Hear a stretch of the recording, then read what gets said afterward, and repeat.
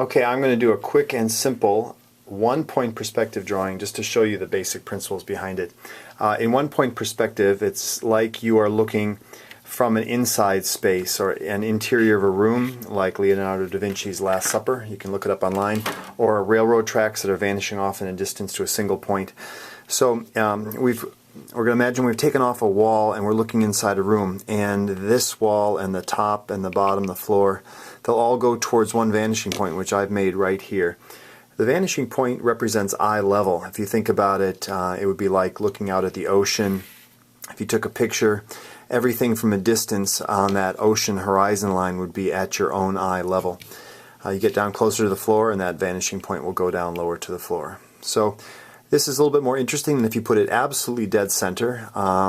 It is a little bit boring if you just draw diagonals that cross the middle. So I'm going to choose this as my vanishing point. Now that would mean that the lower corner of this room will go towards that vanishing point. I'm not going to go all the way, because if I do, then it'll make the room seem like it's going on forever. So I'm going to stop about 2/3 of the way there. Now I've got this thing called the T-square that allows me to draw nice right angles. So that'll make it a little bit easier for me. I'm going to go over to this side here and draw a line that goes in towards the vanishing point, also about 2/3 of the way. We'll see how good a guess that is. Not so great, but I'll take the higher of those two. That's okay. And then I'll have to extend this.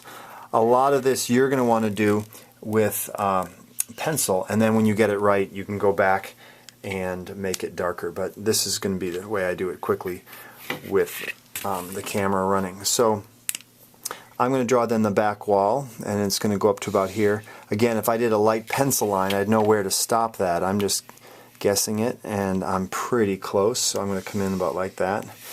And then I'll draw a line out here. Hopefully not go too far. And that's just about right. Okay, so then this edge, all of these lines aim away from the vanishing point or towards the vanishing point, in this case going to that corner. So there's the inside space of my room, and I'm going to try to fill it with things. But the principle again is everything that's parallel. If a carpet went on forever, it would go on until it got smaller and smaller and smaller and disappeared in that one vanishing point. So let's put a carpet, a small rug in the room. Here's the front of that rug, and I'm going to do that freehand, and here's like the tassel, the fringe of that rug, like this, lying on the floor. Now the edges of that rug will, like I said, go towards that vanishing point. So I'm going to line this up. I'm going to go some ways in like that. Do it over here to this one. Try not to smudge things. Again, you will be working in pencil, and then when you get it right, you can make it darker. And then I'm going to draw this back line. Now here, I'm going to make the fringe across the back smaller, create the illusion that it's going on for some distance. If I were to make a pattern on this rug, think about it in geometric terms, that the diagonals in real life would cross in the middle. So the diagonals in perspective will also cross in the middle. So I could do some sort of a design that goes like this in perspective, and that'll create the illusion of depth like that. So that's some crazy design on that rug. If I'm going to put a picture on a wall, or let's put a door in the room, again I'm just going to draw a vertical. The door goes up higher than my eye level. The top of that door will go towards the vanishing point, so I just hold this straight edge up. And I'm not going to go too far, because that's a common mistake where I make the door like really like a double door. That was a character in Harry Potter, wasn't it? Dumbledore? Anyway, so there's my door frame. Here's my handle. And I can put maybe even the trim around the door like that, although it's hard with these markers to get a lot of detail like that. Like that. So there's the door and this last bit of the frame. Sneak it in there like that. Okay, so there's the door going into my room. If I had ceiling tiles, they would also go towards that vanishing point. If I want to put a window over here, again I can start with the edge of the window. The top and the bottom of the window will go towards that vanishing point. So here's the bottom windowsill, my large picture window. And again, this top edge goes towards that vanishing point. You can put all sorts of good stuff in your room, whatever you want to put, bunk beds. I'll maybe add a sofa if I have time. This I've gotten off a little bit, so I'm going to go straight down from here and then over. Now if you see through a window, of course, your wall is not paper thin, it's going to have some depth. And this is where it sometimes gets harder. Things that are horizontal are going to stay horizontal in real life. So this windowsill, if I'm going to put a plant on it, here's like my plant, like this. Maybe it's my cactus right there. This is going to be resting on a windowsill that goes towards the vanishing point, but this line here is going to be horizontal. So I'm going to draw straight across like this, and then away from the vanishing point after I've drawn that horizontal line. And that will establish the thickness of the wall, which in this case is going to be very thick. This is like a super insulated house. Like that. See how thick that wall is? And then this will be horizontal.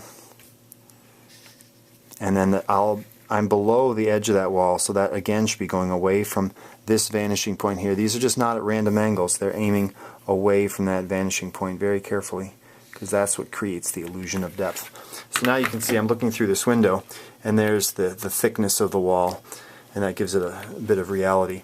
If I'm going to do some things that are not just rectangular, like a sofa, I'll do this freehand, but you have to think, well, what would the very side of the sofa look like? If it's underneath this window, it might come down like this. Maybe it will then come out into the room, and that'll be horizontal. It's got maybe a leg that I'll see sticking down like that. There's the edge. And then the back of the sofa, the side of the sofa will be like this, and maybe here's where the arm is going to be. And again, if I'm working in pencil, it'll be easier for me to make corrections. But here's the arm of the sofa like this. Now this top edge of the sofa will also go towards that vanishing point. So I'll have the sofa go conveniently right underneath my window, like that. And then the front of the sofa will also follow towards that vanishing point. And I probably made that way too far, but this would come out like that and come out like this. And I'll have some cushions with a certain thickness like that. Maybe I'll have 3 cushions, right? Don't a lot of sofas have 3 cushions? There are the cushions.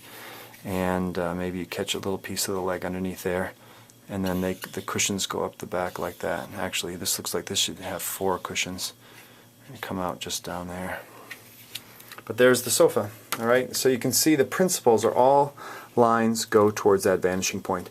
If I'm going to do ceiling tiles, the same thing. But I can maybe make the divisions of the ceiling tiles from this front edge. I could also do it from the back edge, but this is halfway along this top edge here, and there's halfway to the halfway. So these are the quarters, and then these are the 1/8. So if I was to make ceiling tiles going in, they would all go in towards that vanishing point. Now, I don't want to, the lines are bad if they're like thick, so maybe I'll make these slightly smaller, thinner, so they're not overpowering the drawing. You will have the option of using colors and different thicknesses of lines. Again, they don't have to be perfect lines, but they're going in towards this vanishing point.